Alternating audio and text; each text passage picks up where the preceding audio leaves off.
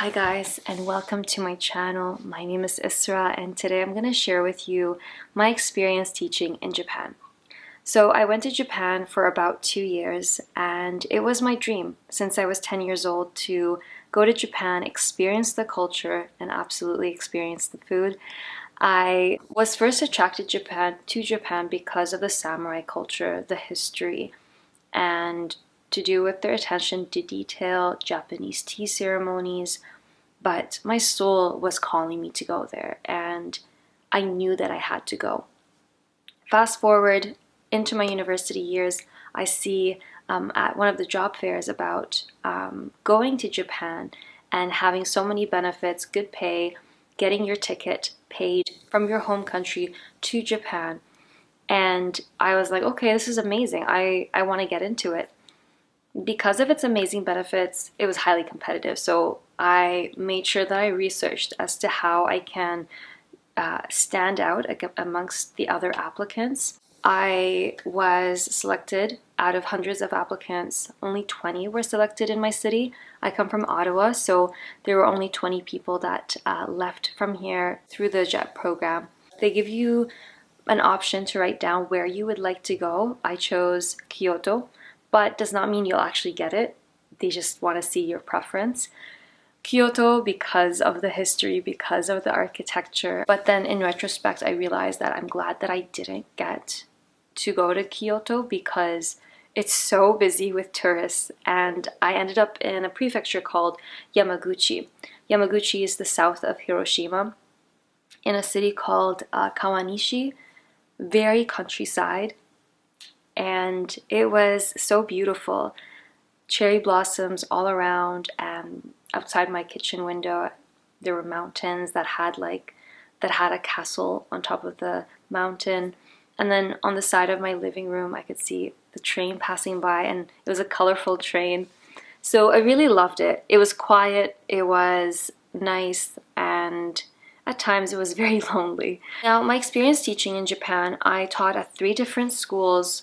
Two of these schools, they were in the middle of nowhere. I was already in the countryside, and then 40 minutes by train I would reach my destination. Each school was 40 students, or even less actually, and that was really interesting to see because I don't know how they are functioning as a school, and that's why so many schools in Japan actually closed down because of the not enough students in the countryside, and most, people are going into the city to have a better job.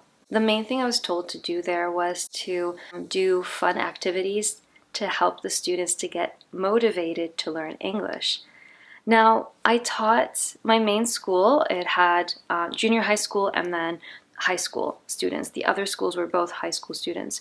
Now, for the junior high school students, I noticed their English level was more advanced than those who were in high school. And I'm not too sure why that is the case. I think there wasn't enough focus on speaking, and then later in the years this happened. This might have completely changed now. I found it difficult to teach the high school students because they didn't actually want to learn English. They had had enough. And it was interesting to see the discrepancy between the grammar they were being taught by the Japanese English teachers and the level that they knew. So the level that they knew, like the most that I can get out was, "Hi, how are you? I'm fine, thank you." And that was it. That was the end of it. I ended up learning more Japanese because of this, because I wanted to communicate with my students. And I was like, okay, this is interesting. Why is the system so flawed? There must be a reason after 6, 7 years of them learning, not actually being able to speak past, the basics.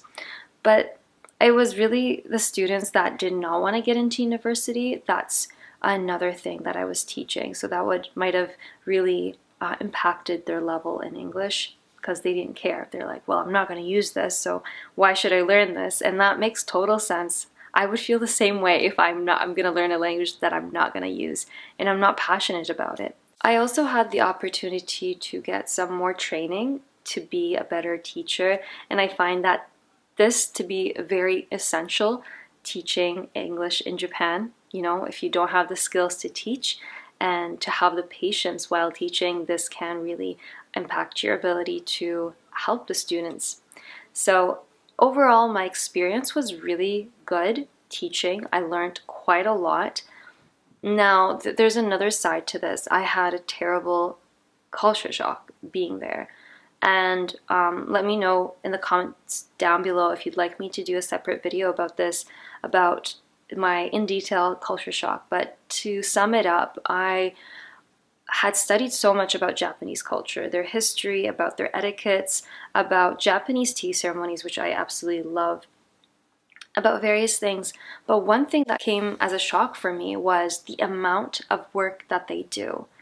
Like, they would work, but sometimes not efficiently, and they would not even have Saturdays, Sundays off. I don't know about the other types of jobs, but specifically teachers, they would work themselves so much that I was not okay with this.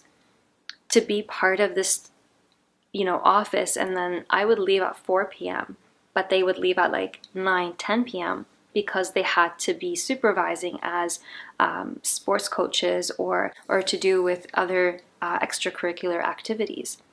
So I was really angry because I could see they were not happy. And I am someone who also, my abilities to feel other people's emotions really amplified while I was in Japan. So the second year was when I started to feel very angry at this system, and I knew that they were not happy, but they were doing it because they had this pressure to do what everyone else does, or else they would be shunned. They have a saying in Japan where the nail that sticks out gets hammered down. So it's like if you try to be different in any way, you are somehow shunned, whether it be in the workforce, whether it be as a student growing up, you gotta blend in. There's this sort of emphasis on harmony, on the balance of society. That's just part of the culture shock. If you want to know more, I can make a video. So that's my experience teaching in Japan. Like this video, subscribe. This will really help in growing my channel, and I look forward to seeing you very, very soon.